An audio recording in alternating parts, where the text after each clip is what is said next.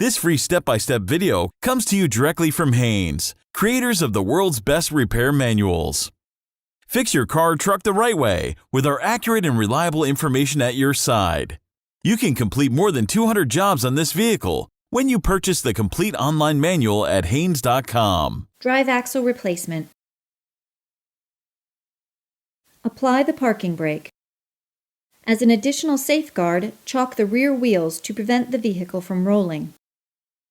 Loosen the front wheel lug nuts, then raise the front of the vehicle with a floor jack positioned under the subframe. Place the jack stands under the reinforced portion of the unibody seam, then lower the jack. Remove the appropriate front wheel.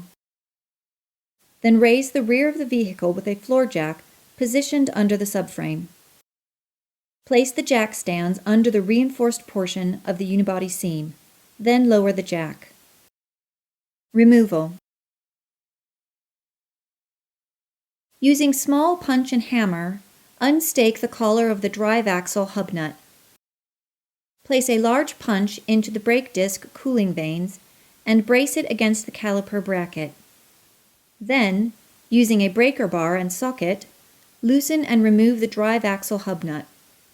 Obtain a new nut for installation. The drive axle stub shaft should be loose in the hub at this point. If not, use a brass punch and a hammer to break the spleens free.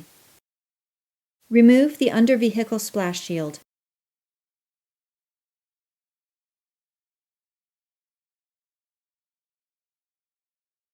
Remove the bolt and two nuts, securing the ball joint to the control arm. Obtain new fasteners for installation. Remove the inner fender front shield section. Although not absolutely necessary, this will give you a better look at what's going on between the transmission and the axle shaft.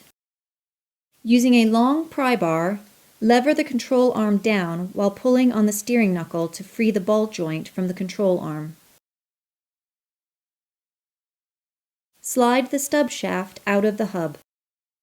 Using a pry bar, lever the axle shaft out of the transaxle. Some transmission fluid may leak out. Have a drain pan under the transaxle to catch the fluid. Slide the drive axle out of the transaxle. Some replacement axle shafts will not come with the retaining clip in place. If so, pry the old one off and reuse it on the replacement shaft. Installation. Install the retaining clip from the old shaft if the replacement doesn't come with one. Slide the drive axle into the transaxle, making sure the retaining clip has locked the shaft into place. It should not pull out easily. Give it a tug to make sure. In most cases, an audible click will be heard as the retaining clip locks into place. Then, slide the other end of the drive axle into the hub. Connect the ball joint to the control arm. Install new fasteners for the ball joint.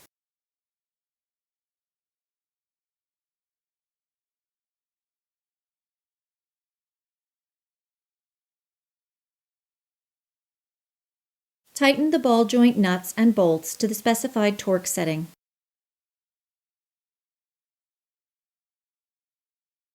CVT transaxle fluid level.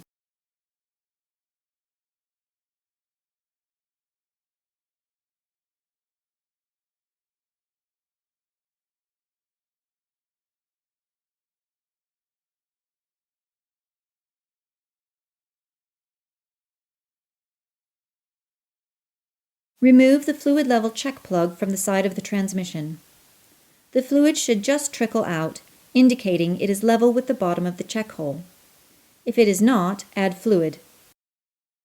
To add fluid, insert a hose into the inspection hole and pump the fluid in until it runs out.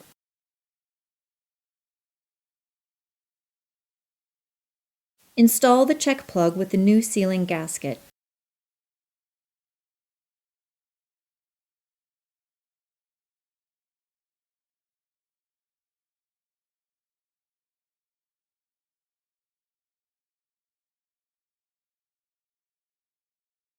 Install the under-vehicle splash shield and access panel. Reattach the inner fender shield. Hand start the new drive axle hub nut. Place a large punch into the brake disc cooling vanes and brace it against the caliper bracket. Then tighten the drive axle hub nut to the specified torque setting.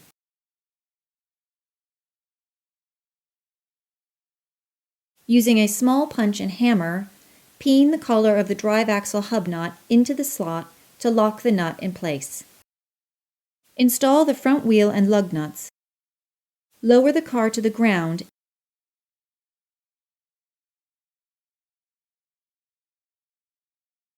and tighten the lug nuts to the specified torque setting.